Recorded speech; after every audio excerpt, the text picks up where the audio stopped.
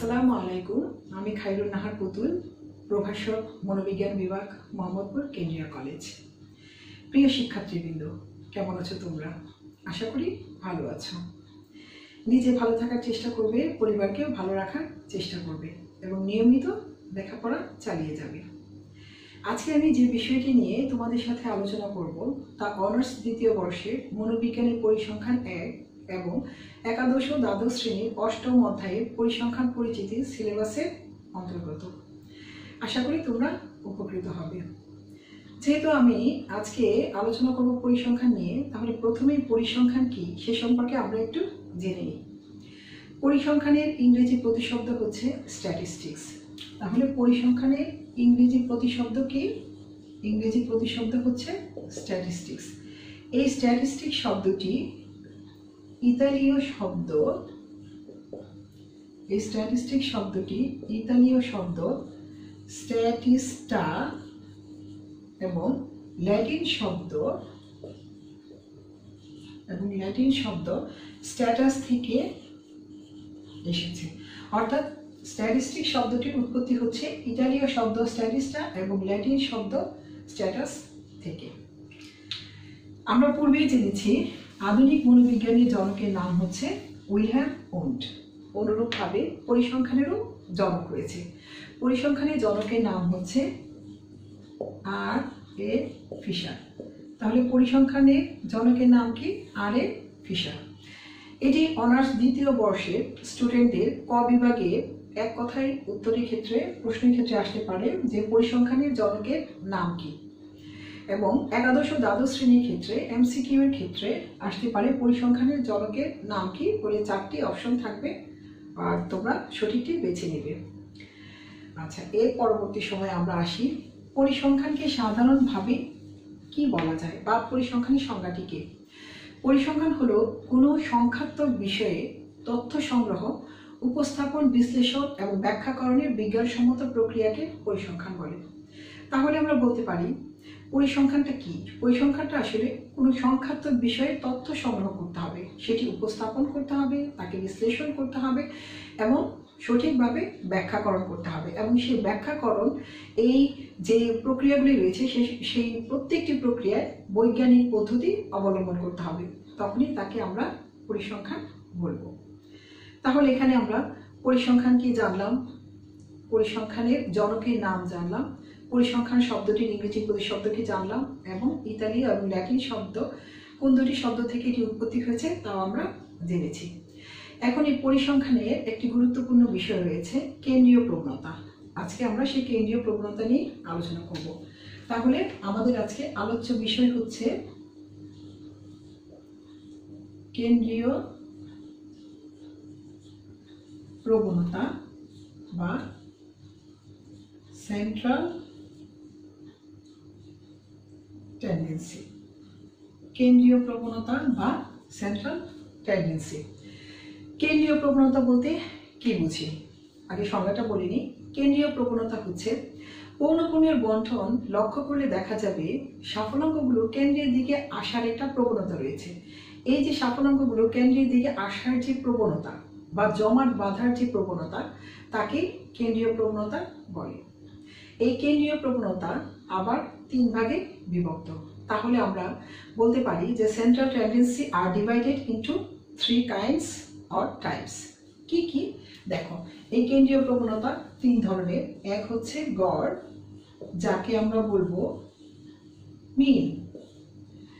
2 হচ্ছে মধ্যক বা মধ্যমা, যাকে আমরা বলবো মিডিয়ান। 3 হচ্ছে প্রচুরক বা যাকে আমরা বলবো মোড। তাহলে কেন্দ্রীয় প্রবণতা 3 ভাগে বিভক্ত: গড়, মধ্যক, প্রচুরক, মিন, মিডিয়ান, মোড। তো প্রথমেই আমরা আলোচনা করব হচ্ছে গড় বা মিন নিয়ে। গড় বা মিন কি? গড় বা মিন বলতে আমরা কি বুঝি? গড় হলো কেন্দ্রীয় প্রবণতা পরিমাপের সবচেয়ে সহজতম পদ্ধতি। কোনো তথ্য সারিতে যতগুলো সংখ্যা থাকে তাদের সমষ্টিকে ঠিক সেই সংখ্যা দিয়ে ভাগ করলে যে মান পাওয়া যায় তাকে গড় বলে। অর্থাৎ আমি আরেকটু সুন্দর করে গুছিয়ে বলছি যে কোনো বন্টনের রাশিসমূহের সমষ্টিকে রাশির মোট সংখ্যা দ্বারা ভাগ করলে যে ভাগফল পাওয়া যায় তাকে গড় বলে। তাহলে গড় কাকে বলে আমরা জানতে পারলাম। এই গড় আবার 3 ভাগে বিভক্ত। গড়কে আবার 3 ভাগে ভাগ করা যায়। এক নাম্বার হচ্ছে গাণিতিক গড়, গাণিতিক গড় যাকে আমরা অ্যারিথমেটিক গড় বলে থাকি, অ্যারিথমেটিক মিন। 2 হচ্ছে জ্যামিতিক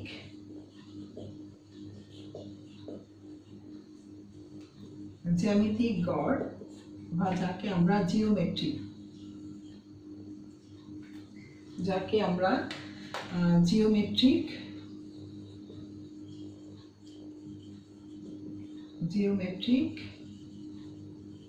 মিন বলবো। 3 হচ্ছে তরঙ্গ গড়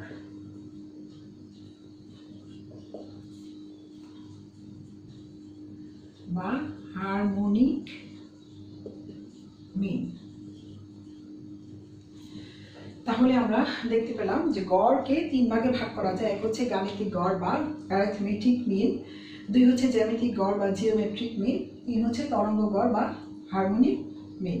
এই ক্ষেত্রে সবচেয়ে বহুল ব্যবহৃত হয় হচ্ছে গাণিতিক গড়। আচ্ছা, গড় নির্ণয়ের পদ্ধতি।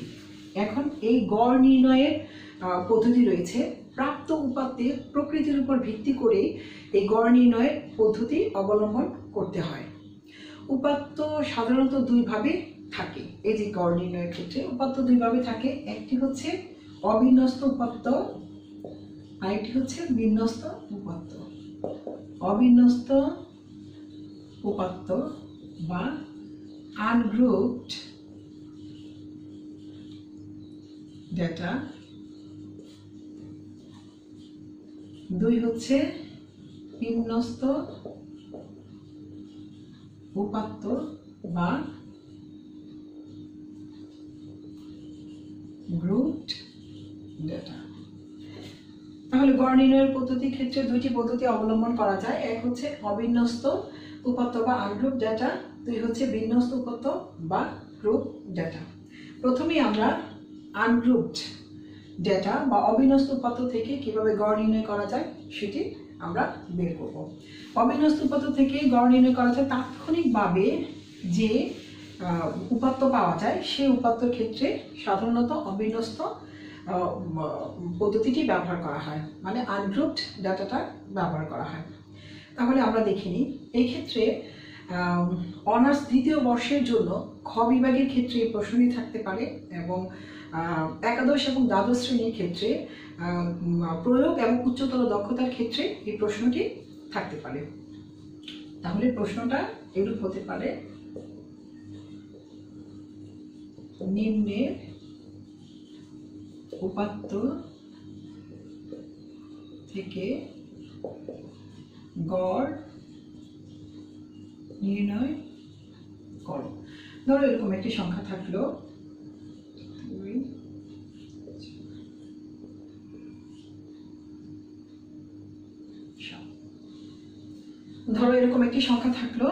এবং এখানে প্রশ্ন থাকলো যে নিম্নের উপাত্ত থেকে গড় নির্ণয় করো।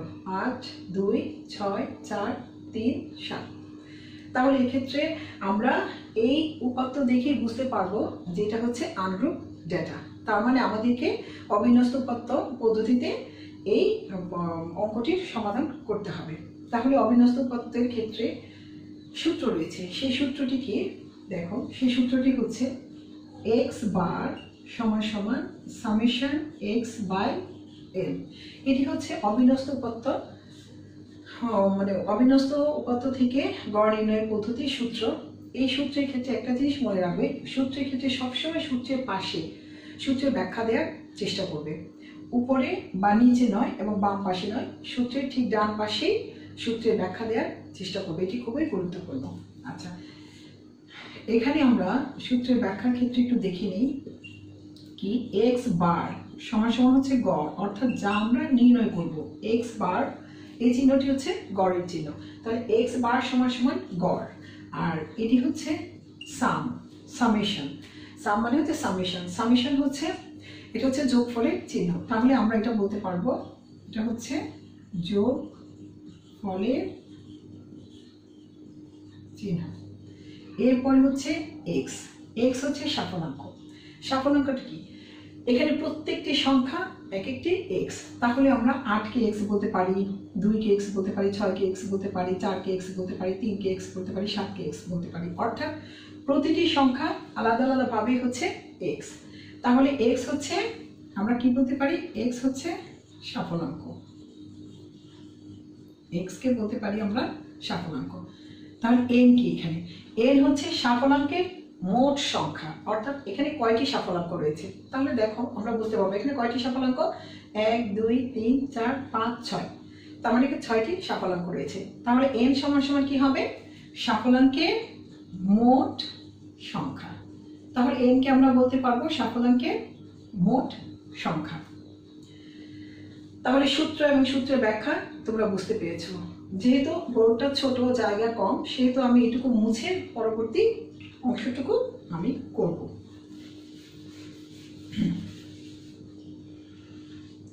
আচ্ছা, এক্ষেত্রে এখন এই সংখ্যাগুলি যদি দেওয়া আছে, তো অঙ্কের শুরুতে আমরা যে কাজটি করব সেটা আমরা লিখে নিব যে আমরা জানি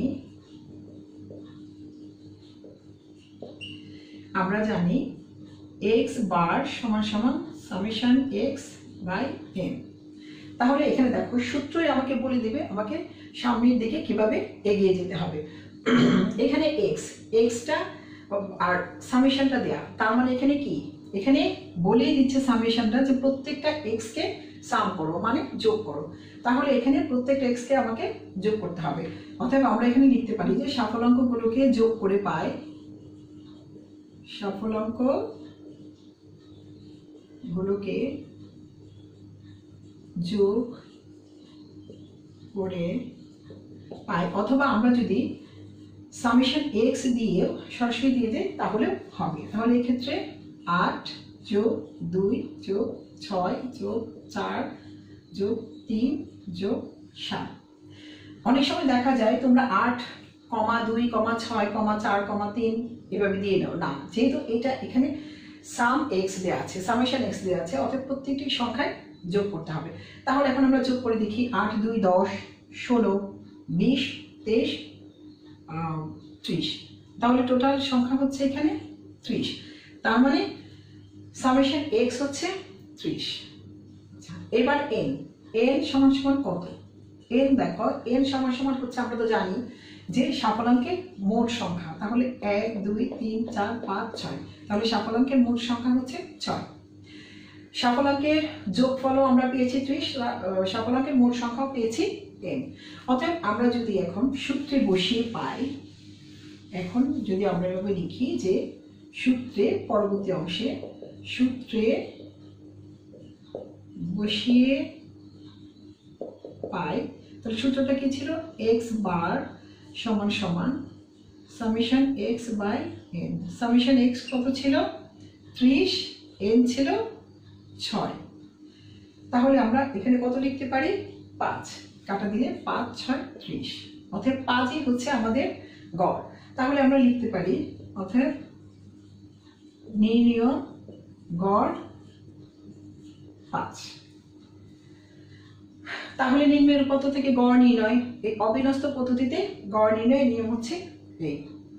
আশা করি তোমরা বুঝতে পেরেছো। এখন আমি তোমাদেরকে বিন্যস্ত উপপাদ্য বা গ্রুপ ডাটা থেকে কিভাবে গড় নির্ণয় করতে হবে সেই বিষয়টি বুঝিয়ে দিচ্ছি। গ্রুপ ডাটা থেকে কিভাবে গড় নির্ণয় করতে হবে। এখানে একটা আমাদের জন্য প্লাস পয়েন্ট বা সুবিধা হচ্ছে, এই গ্রুপ ডাটা বা বিন্যস্ত উপাত্তের ক্ষেত্রে উপাত্তটা সাজানো থাকবে। জাস্ট আমরা সূত্রটা নিয়ে এগিয়ে যাব এবং সমাধান করার চেষ্টা করব। তাহলে ধরো প্রশ্নটা এরকম থাকলো যে নিম্নের উপাত্ত থেকে গড় নির্ণয় করো।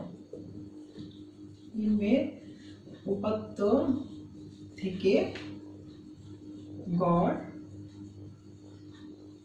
নির্ণয় করো, এবং এরকম একটা ছক দেয়া থাকলো।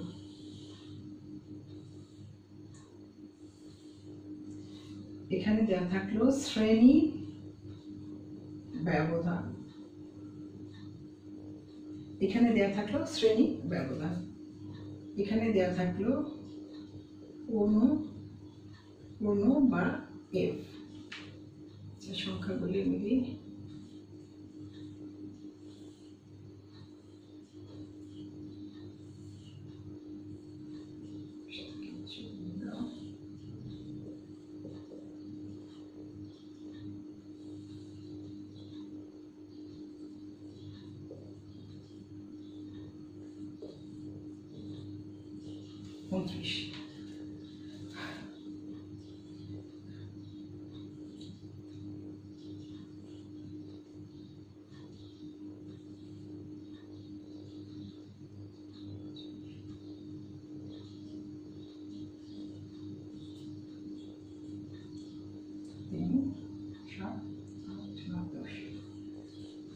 তাহলে এইভাবে অঙ্কটা দেয়া থাকলো এবং প্রশ্ন থাকলো যে নিম্নের উপাত্ত থেকে গড় নির্ণয় করো।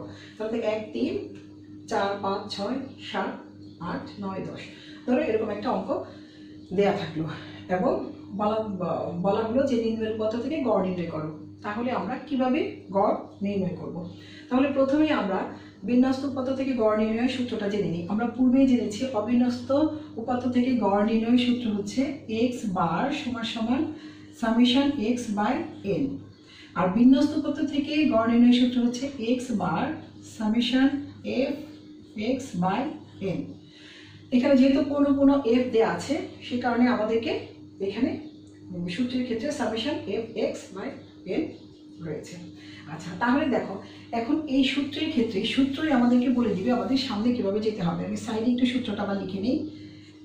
বিন্যস্ত পদ্ধতিতে গড় নির্ণয়ের সূত্র হচ্ছে summation f x by n। এখানে f দেয়া আছে, তাহলে সূত্রের ক্ষেত্রে f দেয়া থাকলে আমাদের পরবর্তী কি বের করতে হবে? x বের করতে হবে। x হচ্ছে মধ্যবিন্দু, তাহলে পরবর্তীতে আমরা এটা বের করি হচ্ছে x। x কত? x হচ্ছে মধ্য বিন্দু বা x। x হচ্ছে এই দুইটি সংখ্যার মাঝখানে সংখ্যাটি, অর্থাৎ এখানে 0 থেকে 4 আমাদের শ্রেণী ব্যবধান কত? দেখো 0 থেকে 4, 0 1 2 3 4, তার মানে আমাদের শ্রেণী ব্যবধান হচ্ছে 5।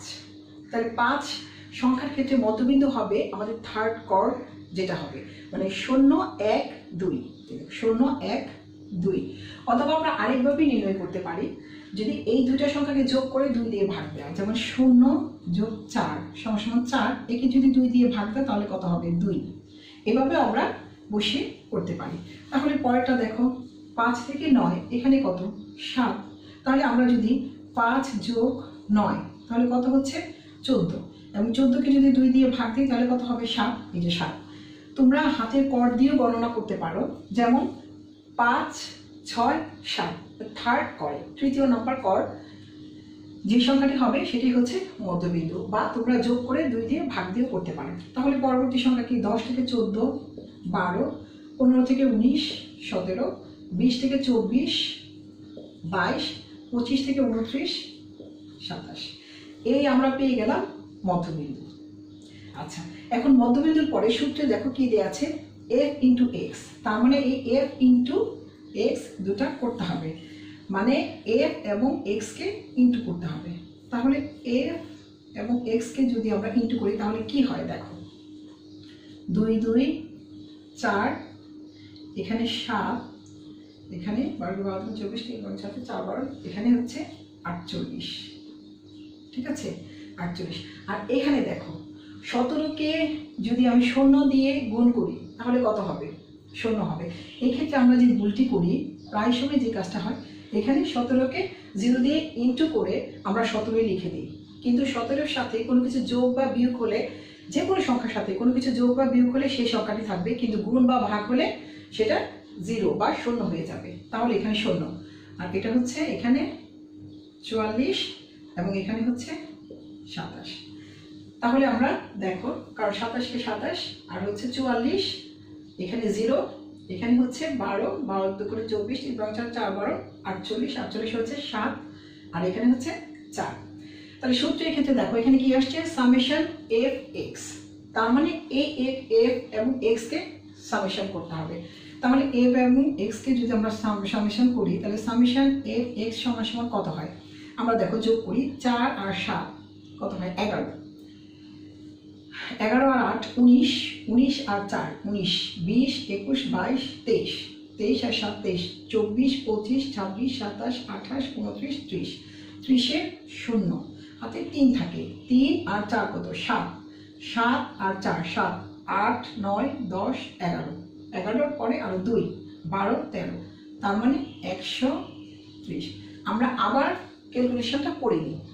4 যেহেতু সাইড থেকে 4 আর 7 কত হবে? 11, 11 আর 8 19, 19 আর 4 19, 20 21 22 23, 23 আর 7 30, 30-এ 0 হাতে এখানে 3 থাকে, 3 আর 4 কত?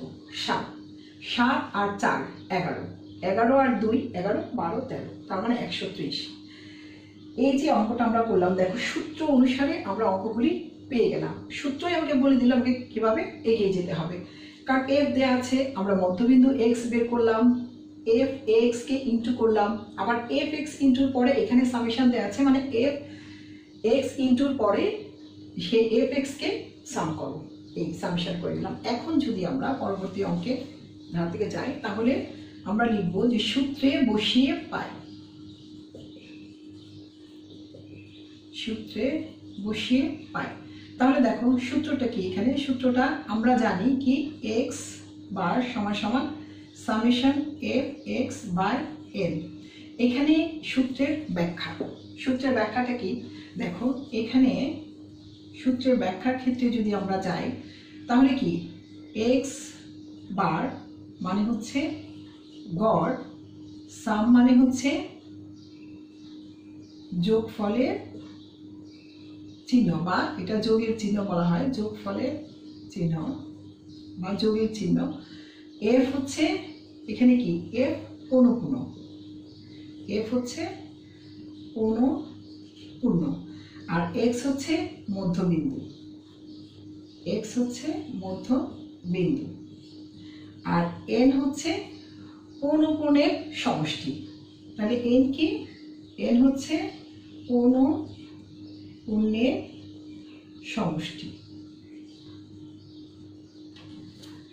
তাহলে দেখো সূত্রের ব্যাখ্যার ক্ষেত্রে এখানে এক্স বার সমান সমান গড়, সামেশন সমান সমান যোগফল বা যোগের চিহ্ন বা যোগফলের চিহ্ন যাই বলা যায়, এফ সমান সমান হচ্ছে পৌনঃপুণ্য, এক্স মধ্যবিন্দু, এন হচ্ছে পৌনঃপুণ্যের সমষ্টি। আচ্ছা, তাহলে এখানে আমরা সূত্র যদি বসাই তাহলে দেখো সামেশন এফ এক্স কত? 130, যা আমরা পেয়েছি। এন সমান সমান কত? 10, যা এখানে দেয়া ছিল। তাহলে যদি এটা ডিভাইড করি তাহলে কত আসে? 13। তাহলে এই 13টাই হচ্ছে আমাদের গড়। তাহলে আমরা উত্তরটা লিখতে পারি, অতএব নির্ণেয় গড় 13, এটুকু লিখলেই হবে।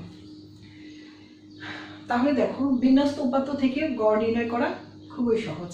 সূত্রটা শুধু মনে রাখার ব্যাপার, সূত্রটা মনে রাখলে পরবর্তী সূত্রই তোমাদেরকে সামনে নিয়ে যাবে যে তোমরা সঠিক পথে যাচ্ছ কি না বা ভুল হচ্ছে কি না।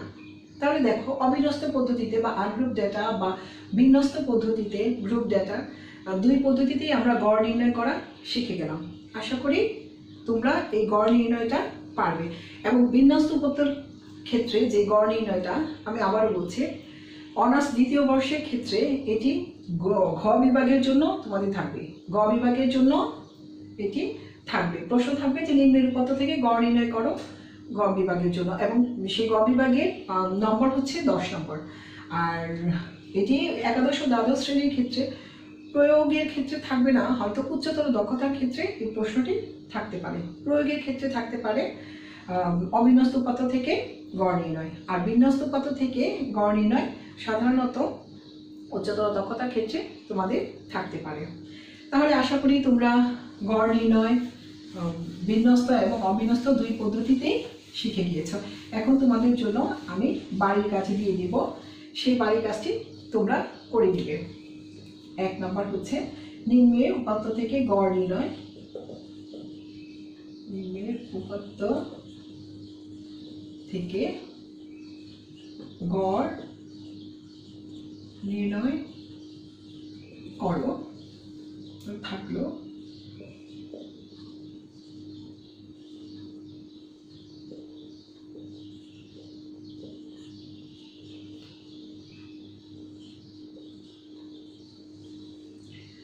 এই সংখ্যাগুলি দেখে আমরা বুঝতে পারছি এটা কি বিন্যস্ত না অবিন্যস্ত। অবিন্যস্ত পদ্ধতিতে গড় নির্ণয় করতে হবে। তাহলে এটা করবে বাড়ির কাজ। আর এরপরে বিন্যস্ত ক্ষেত্রে আমি দিয়ে দিচ্ছি বিন্যস্ত পদ্ধতিতে গড় নির্ণয়। আমি একটু এটা মুছিয়ে নিই একটুখানি।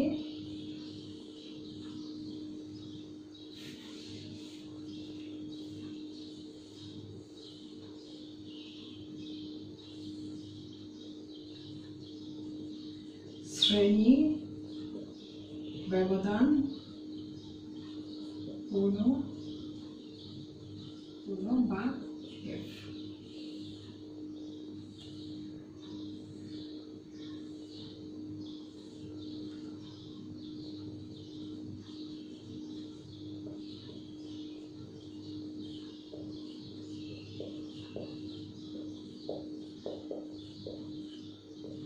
চল্লিশ থেকে 44, 45 থেকে 49। এখানে শ্রেণীর ব্যবধান কত তোমরা ধরতে পারবে। 20 থেকে 24, 25 থেকে 29, 30 থেকে 34, 35 থেকে 39, 39 থেকে 40 থেকে 44, 45 থেকে 49।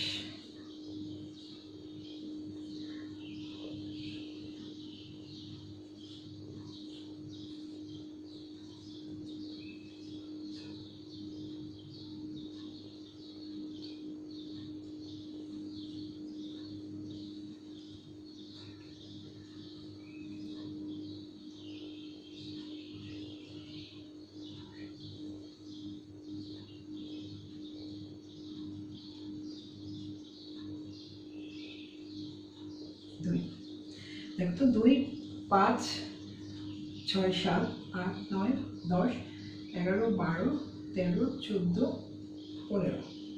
এখানে 15 আমি একটা কাজ করি, এখানে 2 দিয়ে এখানে 0 দিয়ে দিই। তাহলে এন সংখ্যা কত আসছে? 5, 5, 6, 7, 8, 9, 10, 11, 12, 13, 14, 15। তার মানে 15। এই অঙ্কটি তোমাদের জন্য বাড়ির কাজ। তাহলে বিন্যস্ত পদ্ধতি থেকে বাড়ির কাজ এবং অবিন্যস্ত পদ্ধতি থেকে বাড়ির কাজ, দুই পদ্ধতিতেই আমরা বাড়ির কাজ দিয়ে দিলাম। আশা করি তোমরা অঙ্কটা ভালো করে করতে পারবে। আর আজ এই পর্যন্তই। পরবর্তী ক্লাসে আমরা মধ্যমা বা মধ্য, মিডিয়ান এবং প্রচুরক মোড নিয়ে আলোচনা করব।